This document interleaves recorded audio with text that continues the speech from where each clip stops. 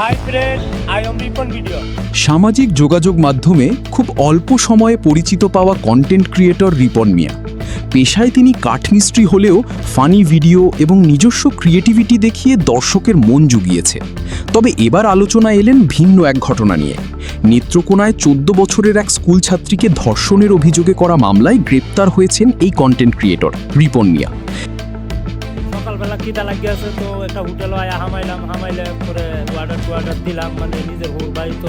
এর আগে এলাকা ভিত্তিক বিচার সালিসের মাধ্যমে 5 লাখ টাকা জরিমানা এবং এলাকায় ছাড়ার নির্দেশ দেন এলাকাবাসী। পরে গ্রেপ্তার হন ভুক্তভোগীর বাবার করা মামলায়। ভিডিও তৈরি করার নামে ডেকে নিয়ে গিয়ে এই নিন্দনীয় ঘটনা ঘটান রিপন মিয়া।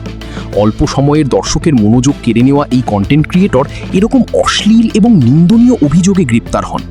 এর আগেও বিভিন্ন কার্যকলাপের মাধ্যমে আলোচনায় এসেছিল এই কন্টেন্ট ক্রিয়েটর রিপন মিয়া। তবে সেসব অভিযোগ গুরুতর না হওয়ায় ধামাচাপা পড়ে যায় ঘটনাগুলো। সোশ্যাল মিডিয়াতে বেশ সরল সোজা হিসেবে উপস্থাপনা করলেও তিনি ভাইরাল হওয়ার পর এরকম নিন্দনীয় ঘটনা ঘটান। এই ঘটনাকে ঘিরে কয়েকদিন যাবৎ ধরেই সোশ্যাল মিডিয়াতে বেশ আলোচনা সমালোচনার জন্ম হয়েছে।